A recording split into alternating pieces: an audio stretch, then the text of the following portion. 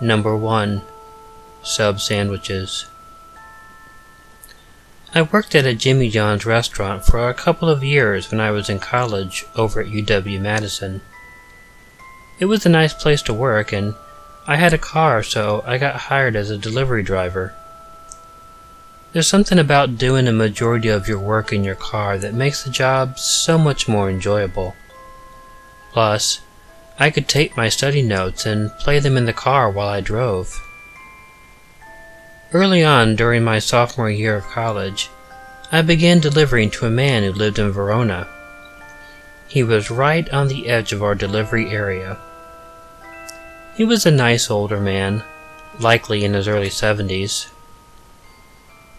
The first time I delivered to him, he was quite taken with me, I could tell. After that first delivery, he began asking on the phone when he placed an order, "Is Jen working?" Now I know that most people would think this is creepy right away, but it never came across to me that way. He was nice. He never came on to me. The old man didn't even give me the once-over whenever I was over there. He always gave me a healthy tip, and as a Jimmy John's driver, tips don't always come with every order. It really didn't matter to me that he obviously liked me because he was never creepy or weird about it. At least once or twice a week, he would call in an order, and each time he would ask, "Is Jen working?" And with that, I would deliver the sandwich to him. During finals week that year, I decided to go ahead and work. I didn't need to take the time off to study because I could just study in my car. One afternoon, only 2 hours into work, the snow started falling very steadily, and it began accumulating very quickly. We didn't get a whole lot of orders that day, so I ironically wasn't getting much studying done. I did have my books out in the car, so I went out and grabbed them and got to work. At about 9 p.m., the phone rang.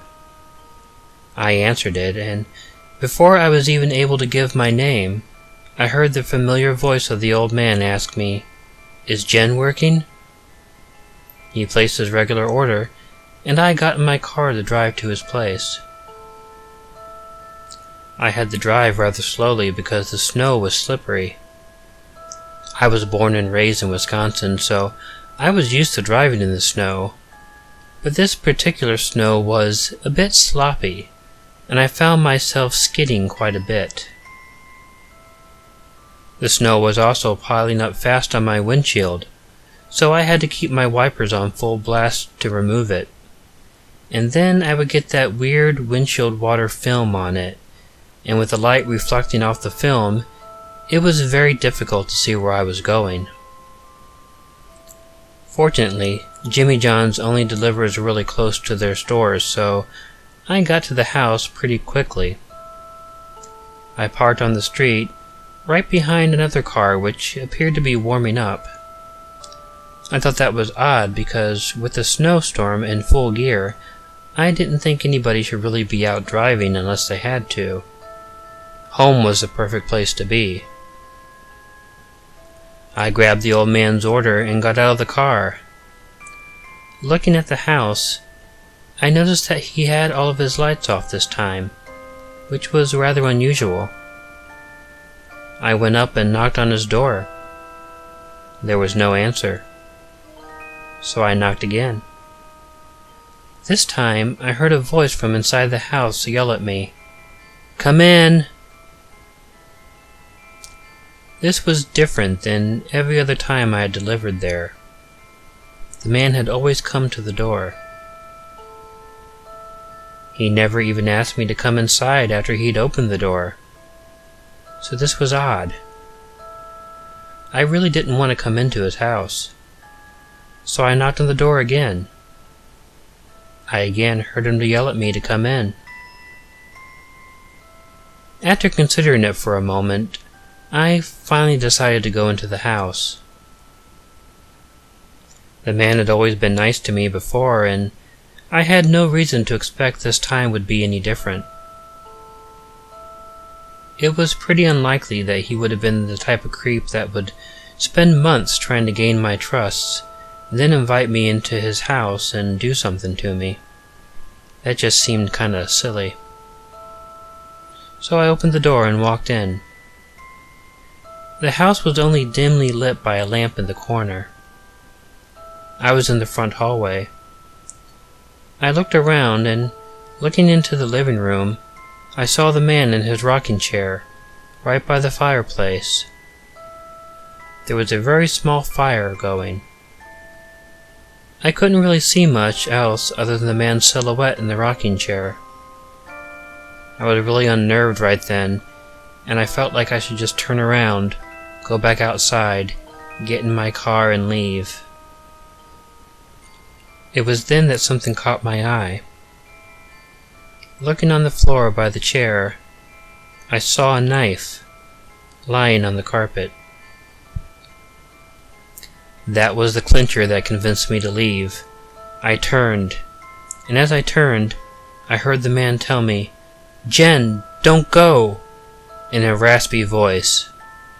In my head, I was telling myself, "Screw that. This is too messed up, you creep." I had been moving slowly, but I noticed that the man made no attempt to get up and follow me. So, I turned and rushed towards the door. Just as I got to the door, which I had closed after I came in, I saw something move off to the side of the door on the porch. My heart jumped in my chest. I realized that somebody was standing off to the side of the door, pressed up against the house. I realized right then why the man hadn't gotten up to come after me. He had an accomplice outside who was going to grab me as I left. It seemed like an eternity passed as I stood there, wondering what I should do next. I had a creep both inside and outside of the house. Regardless of what I did, I would be subject to one of them. The man outside then moved, and I knew he'd noticed that I was not moving. As he motioned towards the door, I quickly reached out and grabbed it. I pulled it shut and locked it. The man then looked at me through the window. He was wearing a black ski mask over his face, but I could see anger in his eyes. He began pounding on the door, and I did the only thing I could think of to do. I took out my cell phone and dialed 911. I showed him the screen, and I showed him as I hit the call button. Creep got the hint, and he turned and left. He got into the car that I previously saw warming up and drove off. It turned out that the old man wasn't trying to hurt me at all. In the time period of about 30 minutes that it took from the time he placed his order and the time I got there, someone had broken into his house, beat him, and tied him to his rocking chair. The intruder was robbing the old man, and he had been loading some things in his car when he saw me pull up. Apparently, he was going to do something to me on my way back out. Well, even though nobody was hurt, and the old man gave me a pretty good tip for saving him, I just couldn't take the stress of that job anymore. I quit and got a job waiting tables. I'm much happier.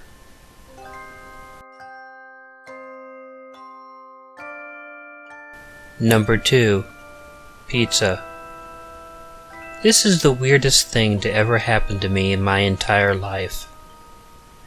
I cannot actually even explain how it happened, but I can guarantee that it did happen. During a snowstorm one winter, I was hanging out with my then girlfriend. We were having a wonderful evening, and we decided that we should watch a movie and order a pizza. I hated the idea of making a pizza delivery guy have to deliver a pizza in a snowstorm, but my girlfriend insisted that they often get very busy when it snows out. So I broke down and I let her order a pizza. We then settled in and tried to decide what movie to watch. Nearly 45 minutes after we had placed the order, my girlfriend began to get very impatient. I tried to tell her that with the driving conditions so poor, combined with the increased business that she had told me about, she had to give the poor guy a little bit of leeway as to when he would arrive with the pizza. She would have none of this though, and just kept on saying bad things about the pizza place. Finally, about an hour after I placed the order, I noticed the lights of a car pull up outside. I heard someone come up on the porch and knock on the door. I went to the door and opened it, and it was of course the pizza deliverer. He gave me the pizza, which I had already paid for, and I gave him a tip. This was despite the fact that my girlfriend insisted that he did not deserve a tip, because he had taken so long to get there. She did this right in front of him. I apologized for her behavior and sent him on his way. I put the pizza box down on the kitchen counter. I then proceeded to get into a fight with my girlfriend about being rude to the pizza guy. I had never seen her act so bitchy about something before. But she had a bug up her ass about pizza delivery guys for some reason. I warned her that she had to be careful, or one day when she ordered something, she would end up with spit in her food. If she was lucky. If she was unlucky, it could be something worse. As the two of us were arguing, I heard another knock at the door. Confused as to who could possibly be coming over to the house during the snowstorm, the two of us went to answer the door. Upon opening it, there was a pizza delivery guy standing there. He apologized for the long wait in getting the pizza to us. We were surprised, and I told him that our pizza had already been delivered. The driver was insistent that that was impossible because he was the only delivery car working that night. He apologized again, saying that is why it took so long for him to get there.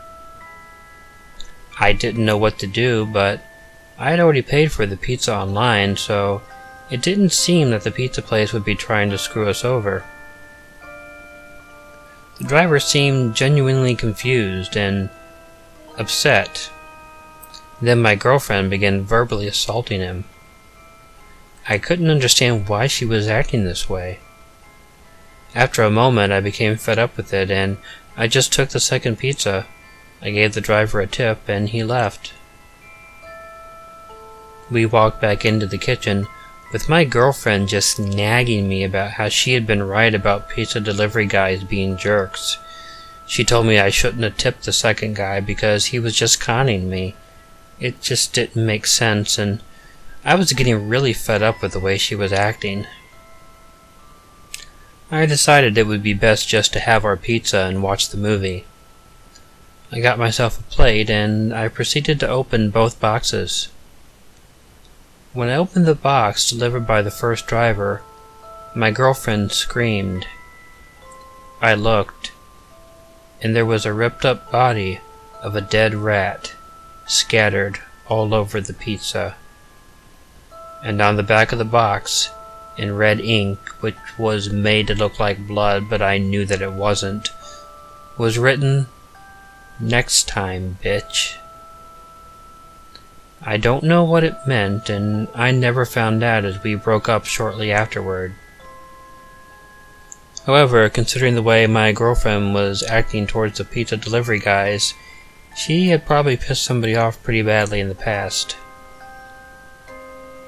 The thing that was weird is I had no idea how the first deliverer even knew we had ordered a pizza. Whatever it was, whatever conflict my girlfriend had with the pizza people, I'm pretty glad I never found out.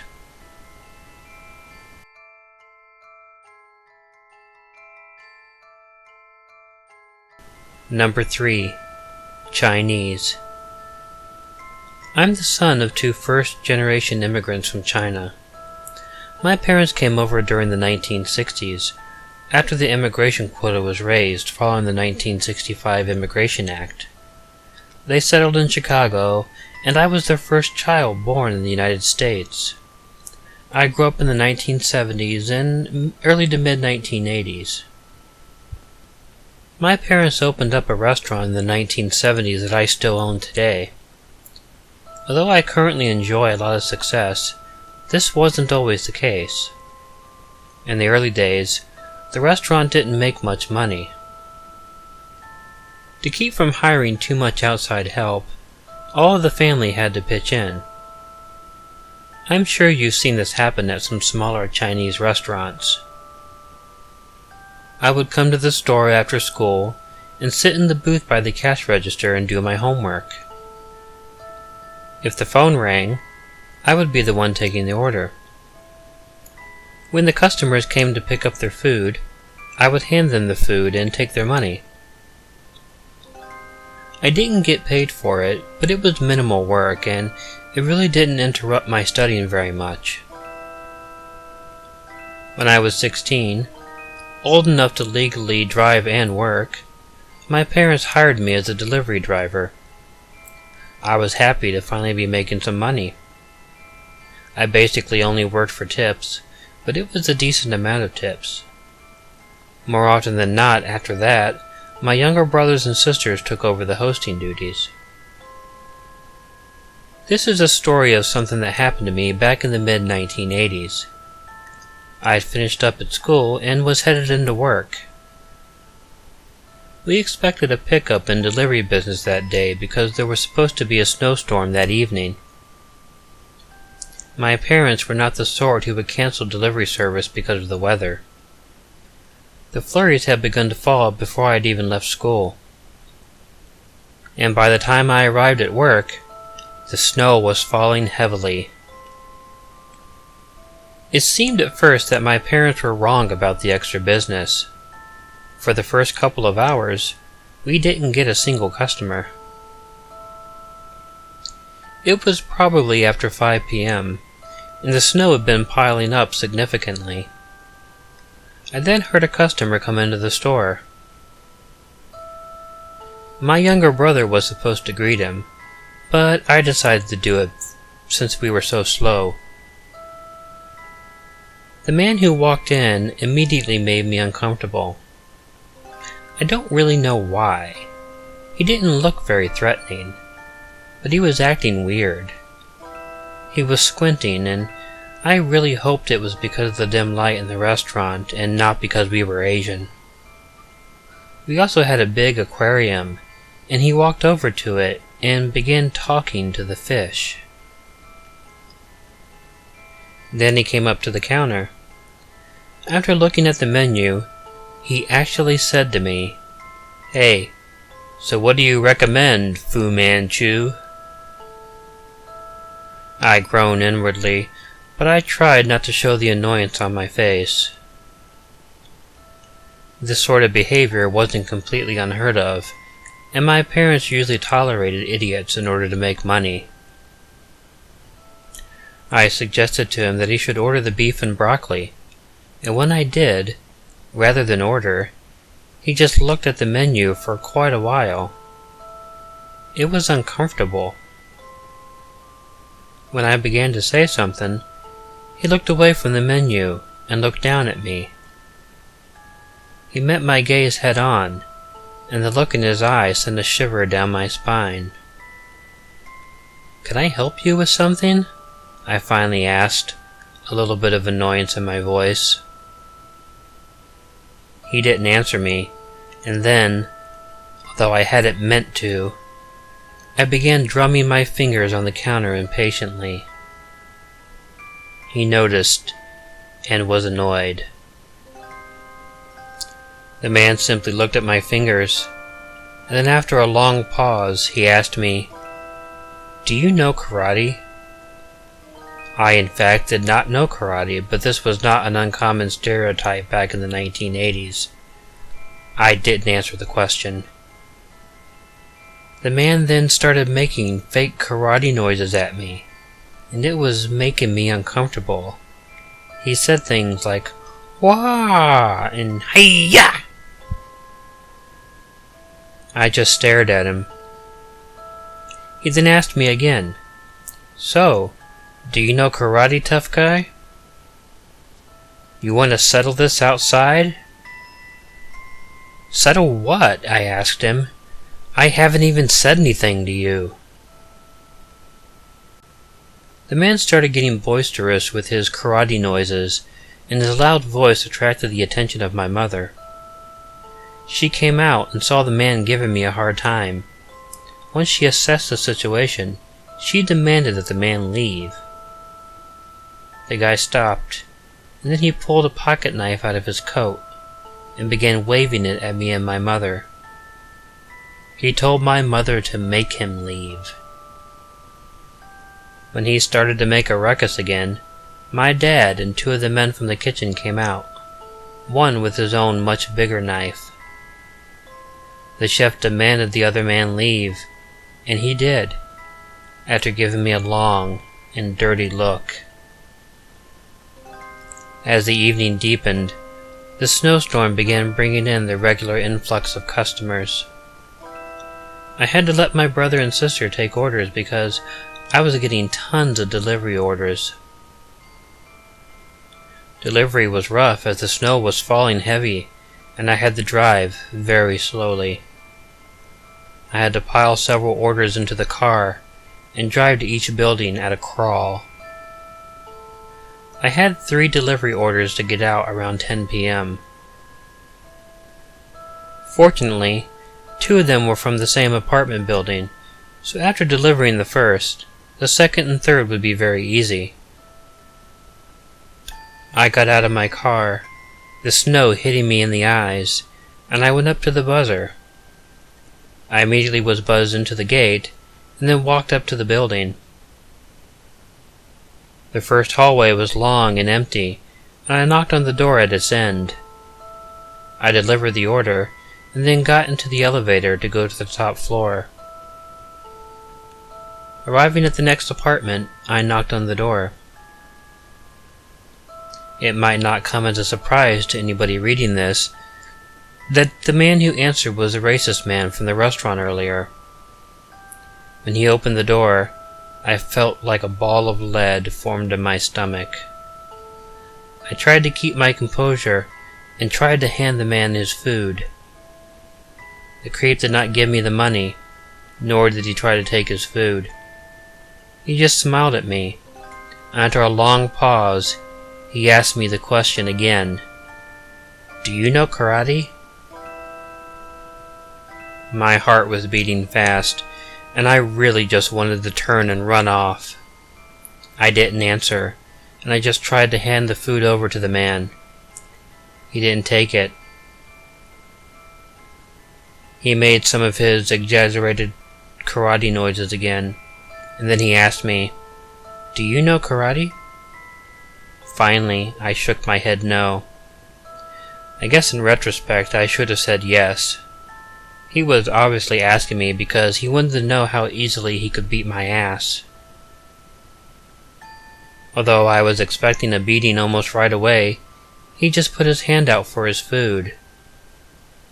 I nervously handed it to him, and he held it for a moment before then just dropping it on the floor.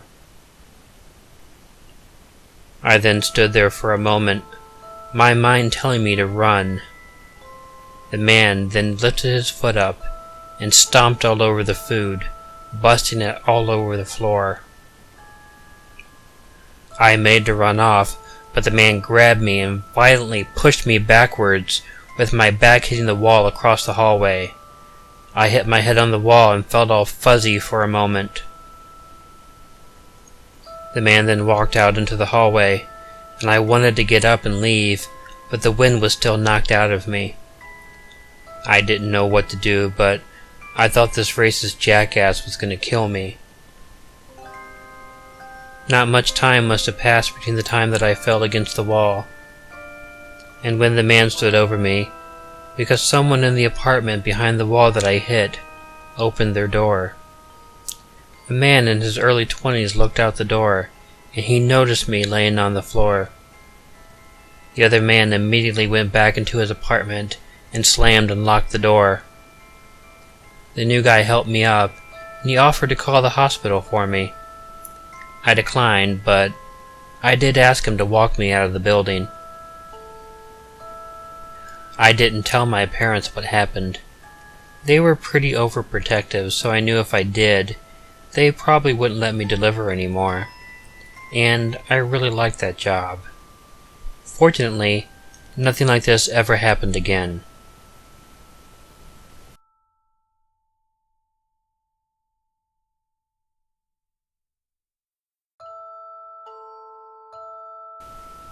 Good evening all. Killer Orange Cat here. I hope you liked this series of stories. If you did, please feel free to hit the like button. This will let me know that you enjoyed it, and will help me decide what sort of content to provide in the future. If you're not already subscribed to the channel, please feel free to hit the button next to my rotund mascot. Subscribing to the channel will let you know whenever new content is posted. Coming up next, I'm going to be reading an original horror story by a fellow YouTuber. His name is SelestialNorre. I'm sorry if I pronounced that incorrectly. But he is an excellent YouTube narrator. In the near future, he will also be reading an original story written by me. I invite you to click on the link either here or in the description to this video to check out his channel. He really is talented, and I think he deserves a lot more attention than he's been getting. I'm sure you'll enjoy his content. Now, in regards to this video, some of you may have noticed a reduction in sound quality. Now, I know I'm always apologizing for this sort of thing, but the new microphone that I bought in December has already gone kaput on me. Yes, I'm pretty upset about that, so I'm recording using my headset microphone again. So I apologize that it probably doesn't sound as good as I was hoping that it would sound. I'm finally breaking down and buying a pretty expensive and high quality microphone to start using from now on, so maybe these issues will all be in the past.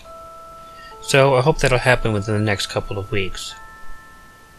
Other than that, all I have to do is leave you with a warning. Before you go to bed, make sure to check in your closet and check under your bed, because you never know where a killer orange cat might be hiding. Good night.